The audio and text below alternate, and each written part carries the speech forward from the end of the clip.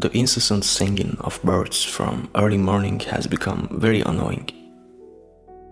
The man wanted to get up and chase them all away or turn up the music louder just so he wouldn't hear their singing. John was angry because, for once, he had decided to sleep in for an extra hour, but the birds woke him up and stirred up an uncontrollable rage. He hated birds because they were associated with his best days. He also hated himself for not finding the strength to do the right thing back then. So who could say what was the right thing to do? Then it seemed right, but now he thought differently. He was younger then and didn't understand much. Now he knew for sure that it was very difficult to correct past mistakes. Forced to get up, the man took a shower out of habit, prepared himself a cup of espresso, and while the coffee was cooling down, he managed to change clothes. John did everything out of habit. All his actions were so repetitive that life resembled a series of grey weekdays that repeated themselves over and over again. It was more like Groundhog Day, as if he was stuck in a time loop, and all the events in his life were painfully familiar. The man knew exactly how his day would go, but today was going to break his usual routine and knock John out of his ruts. As usual, John left his car in the parking lot, straightened his jackets, and slowly walked towards the office building. Suddenly, a dirty boy flew out to meet him. Beggars never came so close to this place before, because the business center was under guard. John began to look around because a 10-year-old child should not ask for arms alone. But who can understand these cunning schemes according to which beggars act? Every time they come up with a new way to get more money from people. The man already wanted to bypass the boy, but he did not allow himself to do so, almost throwing himself at John's feet. And then John decided that if he gave the child a little, he would certainly leave him alone. He put his hands in his pockets, but there was no change or cash at all, because the man was used to paying for everything with cards, and only withdrew money in the most extreme cases. "I don't have any money. Go find another victim," John frowned, trying to push the boy away. But the boy didn't intend to give up. He looked at John with a pleading gaze and didn't dare say anything. The man began to lose patience. On the one hand, he wanted to help the child, as it was clear that he was hungry and hadn't eaten properly for a long time, judging by the shabby clothes hanging on him like on a skeleton. John spent a decent amount of money every month to help the needy, and he was never told where it was spent. And how can you trust this child? What if you give him money for food, and he will give it to someone else who exploits him? "Yo, my dad," the boy whispered, confused for a moment. The man was stunned, lost for words, and didn't know what to do. But after thinking over the child's words again in his head, John laughed. "Dad? You probably mistook me for someone else, kid." To be honest, John had already gotten used to the fact that they were trying to impose other people's children on him. Everyone wanted to profit from someone else's, and John treated such statements with irony. Probably the child was taught how to press on the pity of the rich people, and not only pity. The kid threatened to reveal the name of John Reynolds because the journalist could hide anywhere to get fresh gossip or a scandal. And right now, they were probably nearby, getting their cameras ready. How much John hated the press. Okay, if they wrote news based on facts, but no, they usually twisted everything and passed lies off as truth so skillfully that people began to believe them. "So, kids, you seem to be crossing all boundaries." John grabbed the boy by the hand and dragged him to the side. The man was scared to break something in him because the boy looked weak. However, the boy turned out to be tough, and when John took his hand, he made good resistance. Curious looks followed John and the boy, and it made John uncomfortable. He feared that at any moment, the boy's mother would jump out of the bushes and start screaming that her child was being mistreated. he would have to pay a lot of money to silence them. John's head began to ache, his blood pressure rising from nervousness. Glaring at the boy, John retorted, "Who do you think I am? Your father? I don't have any children and never have. Of course, considering the wild life I led at one time, I could have had a child, but it is unlikely that this boy is my illegitimate son." Mom said, stammered the boy, digging his bunny hands into his pockets, "that you are my dad. Did your mom tell you anything else, like the fact that there are aliens living in space, for example?" John looked skeptical. Look. The boy pulled a ring with jade out of his pockets and handed it to the shocked John. He would recognize this piece of jewelry even with his eyes closed, as he made it himself and gave it to his beloved girlfriend once. He learned to create jewelry from his grandfather when he was young. But when John moved away from his father, he went wild, felt the taste of money, and lost his mind. He gave this ring to Lizzie before their separation, which was supposed to be short but ended up less than a lifetime. "Come with me," John said through clenched teeth, swallowing the lump in his throat and holding the ring the boy gave him. Of course, the man could have pretended that he didn't notice anything unusual, but it was just an ordinary piece of jewelry, of which there are so many sold in underground passages. But he recognized it, and if this really was his son, his heart beat unevenly against his ribs. "A heart arrhythmia is a bad sign at your age," John would have been told by a doctor. But John thought to himself that it would probably be better to have that very same arrhythmia at the second than such a release of adrenaline in the blood. He looked at the boy walking beside him and couldn't understand how one could receive a hello from the past after so many years. He parted ways with Lizzie almost 11 years ago. Of course, he often thought of her, but he would never have dared to return to her life again after succumbing to his father's influence, his desire for money, and betraying his love. The man hated the singing of the birds because it reminded him of her, of beautiful Lizzie, a beautiful girl with a light soul and a big, kind heart. They often spent time in nature, by the lake, on the patio of the house, walking through the forests and listening to the singing of birds. And when Lizzie was no longer in John's life, he hated the tripping that cut deep into his soul, where all feelings and memories were buried. On the way to his office, everyone kept staring at John and the boy with their mouths open, as if they had seen a miracle. And the man was angry and ready to cover everyone's eyes with tape. He didn't fully understand why he had gotten involved with the boy, but there was something about the situation that made him act this way. Not otherwise, John thought to himself. "Are you sure you're my son?" John asked, squinting slightly when he and the boy were in his office. "That's right, Mom showed me your pictures. She said that only you can help me," the boy replied. "And what about your mom? Let's say it's true, and you're my son. You're already a grown-up boy. Tell me, why did your mom keep silent all these years and not tell me anything?" "She was probably scared, didn't want to interfere in your life. But now, a bad thing has happened. Mom was sent to prison. I need help. I'm not asking you for money. Help me get my mom out. She said I could ask you for shelter so I wouldn't be taken into a children's home, but I don't need it. If I helped save my mom, I would go to the orphanage and go to jail for my mom. I actually want to save her," the boy explained. John slumped into his chair, his hair standing on end from what he had just heard. Lizzie had been imprisoned. That always exemplary girl could never end up in prison. Had she changed so much in these years? It seemed like the boy standing in front of him was quite grown up.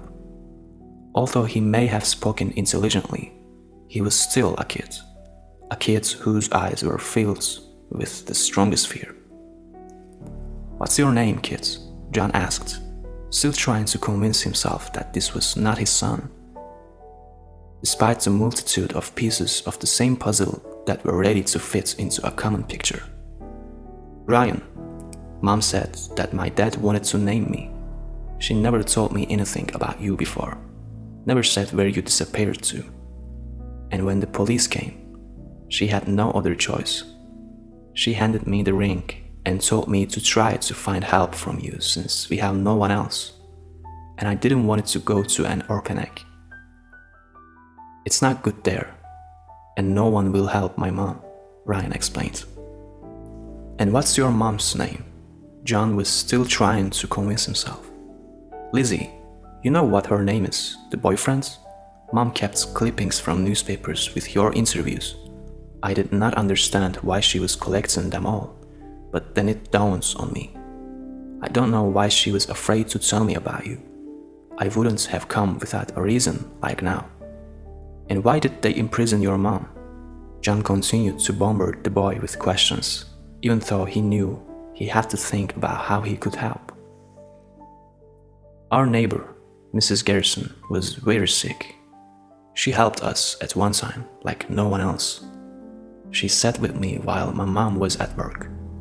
She was like a grandmother to me.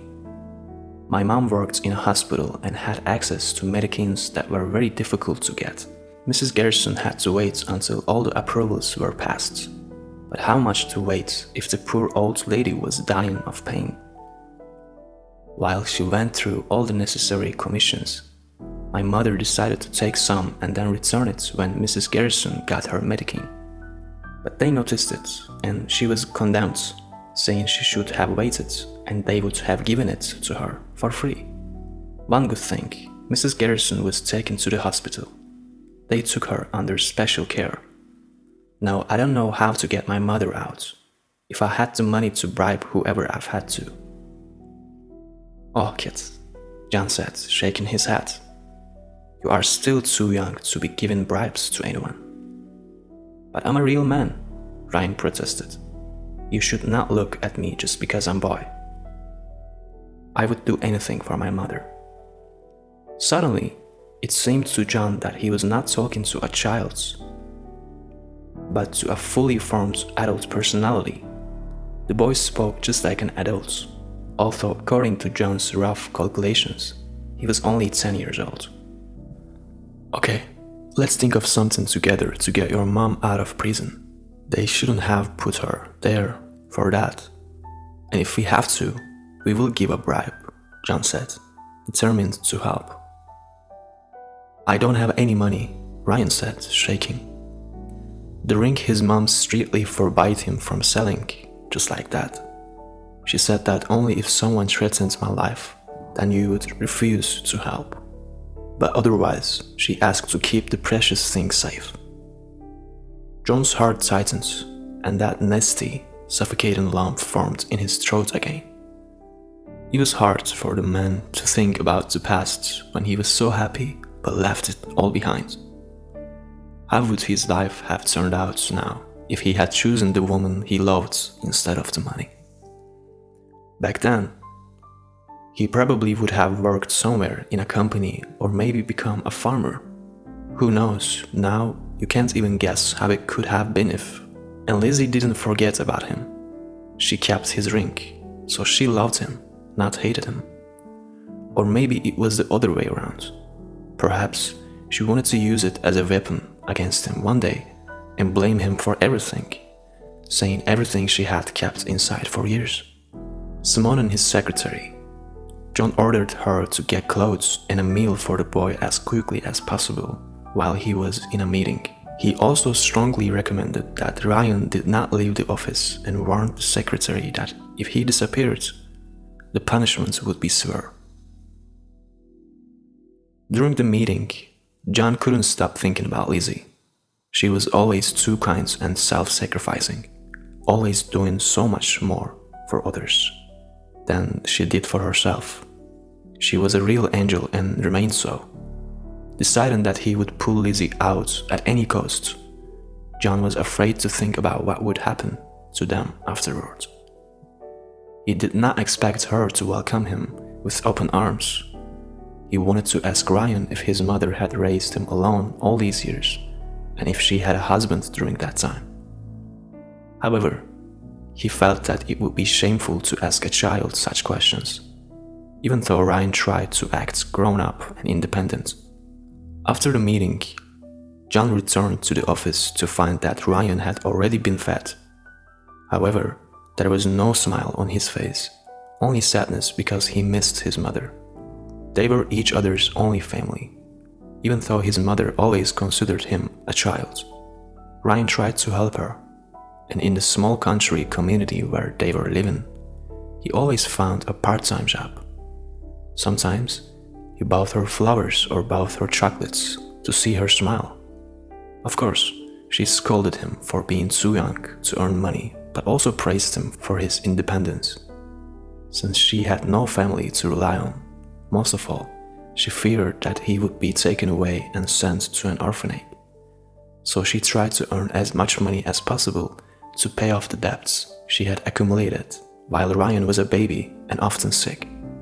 Lizzie did everything for her son, and Mrs. Garrison was the only person who helped. Ryan understood how difficult it was for his mother to take that step. She agonized over it for a long time, tormented by doubts, and he also knew that she had been set up. He saw in his mother's shocked face how surprised she was when the police told her how many ampoules of medicine she had taken. "I only took one to help the elderly person. Why do I need so many? Mrs. Garrison would have been given it in a few days anyway. But she just couldn't suffer any more pain." Lizzie cried. "Who knows? Maybe you are selling them. In any case, you will be imprisoned for a very long time for this." Ryan, trembling and afraid that he would be noticed before opening the door to the police. His mother gave him instructions on what to do if she was taken away. Now the boy was deeply upset, afraid to even think about what would happen to his mother. Of course, she was afraid to take that step because of her son. She was afraid that he would be taken to an orphanage, but she couldn't leave the elderly woman to die in agony. She wanted to help her a little to ease her suffering. John called a good acquaintance and asked him to gather information on where Lizzie was taken and how bad things were. While he tried to distract himself with work, he entirely ignored the presence of his own son in the office. And why would he be sure he was really his child? What if Lizzie gave a birth to another man's child? But now, looking at the boy, John noticed a certain resemblance to himself in childhood. It was like looking at old photos in an album. Soon, the acquaintance called back and named a sum of money that would make the case go away. He managed to find out that the head of the clinic where Lizzie worked had long held a grudge against the woman and took advantage of her small mistake to get rid of this too righteous employee who always tried to achieve justice. Without hesitation, John transferred the necessary amounts and began to get ready to go after Lizzie. By that time, clothes had been brought for Ryan, and the man ordered him to change. He paid no attention to the sideways glances of his subordinates. He decided that he would now take Lizzie from the detention center, take her and Ryan home, and that would be the end of the story with his newly found son. However, seeing the girl from his past, his head started spinning. The events that brought many pleasant and memorable moments came flooding into his mind, and it was difficult to cope with them. Lizzie hesitantly looked at John and said that she would definitely thank him. But the man did not need gratitude. The only thing he desperately wanted was to talk to Lizzie, and he begged her for it, just one conversation. After bringing them home with the boy, John decided that Lizzie and her child would definitely not live in this place. He wanted to take everything on himself and buy them a new home. The only thing left was to convince Lizzie to accept such an immodest gift without thinking that he was trying to redeem his sins. John was confident that he could do it, even if not right away. Lizzie told John that the head of the clinic had been after her for a long time, trying to seduce her desperate heaven of wife and children. Of course, Lizzie refused, and the man promised to cruelly avenge her and hit her when she least expected it. "I didn't steal any medicine. I got permission from him to take one ampoule. but it turned out to be a trap. I don't know what I would have done if not for you. You saved me and Ryan," Lizzie explained, her voice filled with gratitude. "Why didn't you tell me earlier that I had a child?" John asked, with hurt in his voice. Even though he scolded himself, after all, it didn't make sense for John to be angry at Lizzie. He was to blame for many things, including her not telling him the truth about their son. Lizzie was silent for a while, as if trying to gather her thoughts and choose the right words. Then she looked at John sadly. "I tried.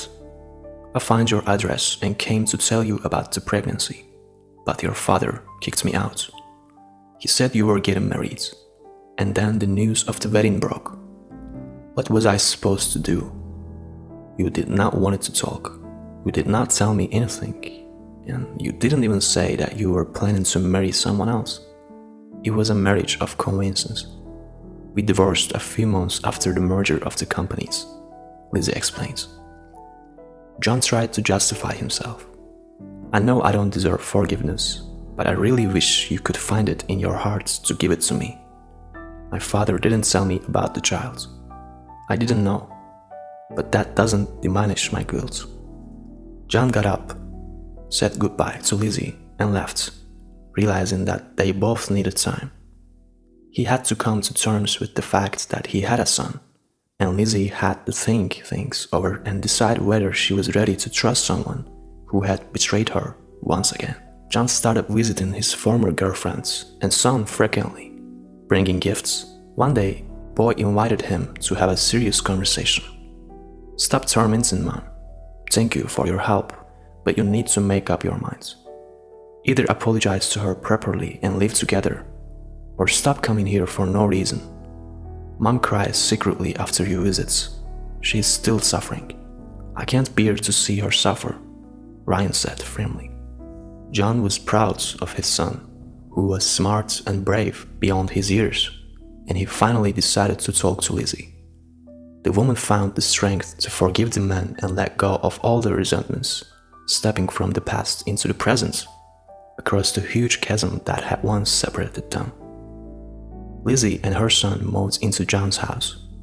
Ryan was transferred to a private school where he could develop all his abilities. Newspapers continued to write articles about the millionaire who adopted a homeless boy and acknowledged him as his son.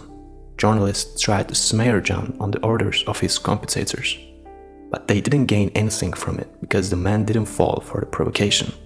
It used to matter to John's father what he journalists thought, but he had been dead for several years. One day, John decided to give an interview. He honestly discussed the wrong decisions he had made in the past and his mistakes, hoping that someone would follow his advice and not step on the rake that he had once stepped. The head of the hospital where Lizzie worked and punished, John tried to make sure that the man regretted what he had done and remembered until the end of his days that such inhuman behavior was unacceptable. Mrs. Garrison spent the rest of her days in the best place where she was taken care of, and her painful sensations were relieved. Lizzie was grateful to John for taking care of that woman. She saw that the man had changed, and that's why she forgave him. Thank you for joining us today on Deep Stories. Be sure to like and subscribe and hit that notification bell so you don't miss out on our next video.